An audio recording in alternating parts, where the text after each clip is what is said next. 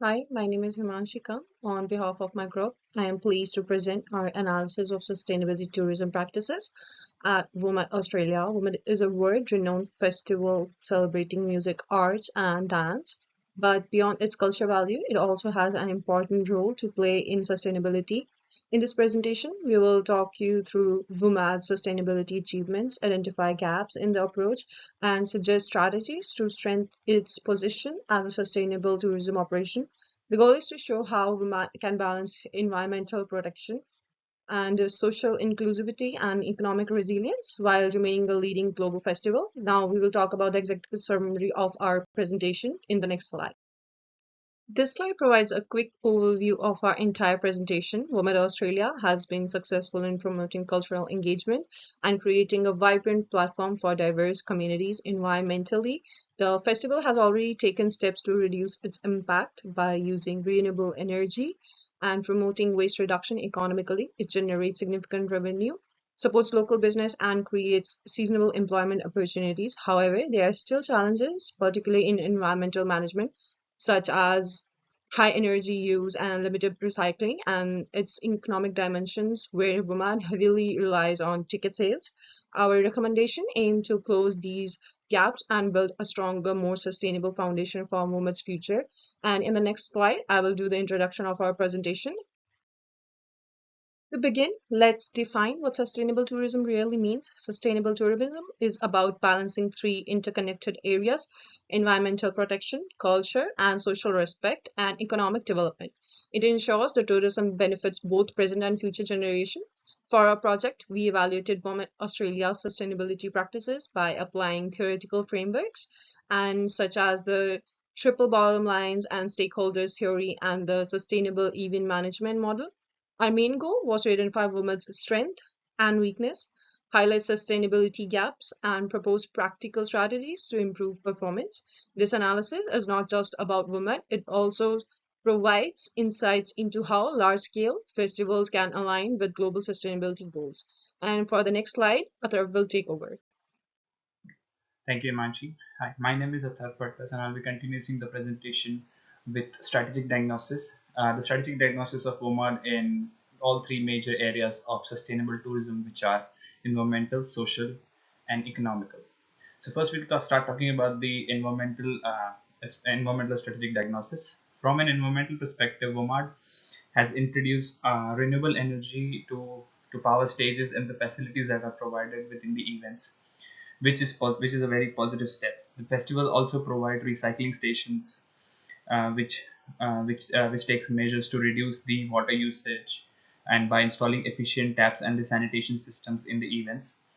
And these initiatives shows that WOMADs are really committed to the social responsibility and environmental responsibility.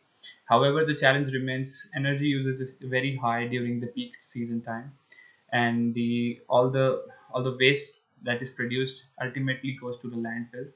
So there is still a scope of improvement in the waste management facilities. Now we start talking about the social strategic diagnosis of WOMAD. So for for social diagnosis, this WOMAD stands out to be a very a cultural event. It provides the platform for indigenous artists to engage with the local communities and build cultural relationships and awareness through the voluntary programs. Accessibility initiatives are also in place, such as designed viewing areas and basic support facilities for differently able visitors. These efforts show WOMAD has a commitment towards inclusivity and cultural aspects. However, there are some limitations, which includes the inclusivity of the people from low income areas or marginal based areas. Now we'll talk about the economic strategic diagnosis. So for economic strategic diagnosis, Walmart contributes in several important ways. It generates revenue from ticket sales, sponsorships, and it also collaborates with the local food vendors and the merchandise seller in order to create a temporary employment for hundreds of people during the event times, which helps boost the local economy. However, there are some weaknesses as well. WOMAD is heavily dependent on the ticket sales, which may get affected because of the economic downturn, or maybe due to bad weather conditions. Furthermore, the local businesses include there are limited evidence of long-term partnership that ensure consistent benefit for the local economy. Now I would like to invite Aminur to continue the presentation. Thank you. Hi, my name is MD Aminur Haq and my ID is 62715. And now I'm going to talk about the SWOT analysis. So to summarize this diagnosis, let's look at the SWOT analysis here. So OWOMED's strengths included strong cultural branding, effective community engagement, and high visitor satisfaction, which often leads to repeat attendance. Weaknesses include high energy consumption and limited incentives for sustainable transport. Opportunities include the chance to build stronger local partnership, improve waste management, and expand digital tools to reduce paper waste. Threats include rising competition from other festivals and the increasing risk posed by climate change. The SWOT analysis provides a foundation for identifying where WOMED must focus its sustainability efforts. On this slide, we're going to talk about gap identification, environmental. So, in terms of environmental gaps, the biggest issue is the carbon footprint caused by transportation.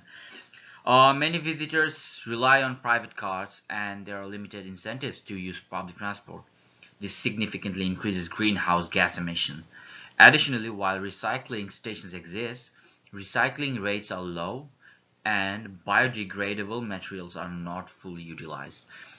Food packaging and utensils, for example, often end up as waste instead of being composed. These gaps show that WOMED needs a more comprehensive approach to reducing its environmental footprint.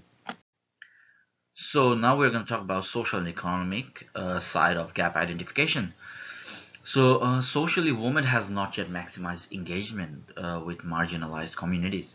While indigenous artists are involved, other underrepresented groups are not always given the same visibility. Accessibility measures, though present, are incomplete in and need strengthening. Economically, the festival relies too much on ticket sales and sponsorships. This creates financial risk if attendance drops. There is also a lack of long-term partnership with local suppliers, which limits the ongoing economic benefits for surrounding communities. These social and economic gaps represent key areas for improvement. So on this slide, we're going to talk about the environmental strategies. So to address these gaps, we recommend several environmental strategies. First, WOMED should adopt a festival-wide carbon footprint reduction plan, including renewable energy expansion, transport incentives, and carbon offset programs. Second, waste management should be upgraded with fully compostable and recyclable options. Clear signage and volunteer guidance could help increase compliance. Finally, digital ticketing and mobile apps should be used to replace printed materials, cutting down on paper usage and contributing to a more eco-friendly event. On this slide, I'm going to talk about social strategies. So for social sustainability, WOMED can expand community participation programs to include workshops and pre-festival cultural events. These initiatives would give local communities more opportunities to showcase their traditions. Accessibility should also be enhanced through ramps, sign language interpreters, and quiet zones for neurodiverse visitors. Finally, stronger partnerships with local NGOs and cultural organizations would broaden women's social impact, ensuring inclusivity and culture cultural preservation for a wider range of participants. Thank you so much, and now I'd like to call the next presenter to present rest of the presentation. Thank you so much.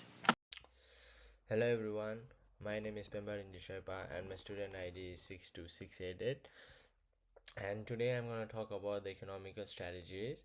In this, the economically, women should aim to diversify its revenue base and reduce reliance on ticket sales.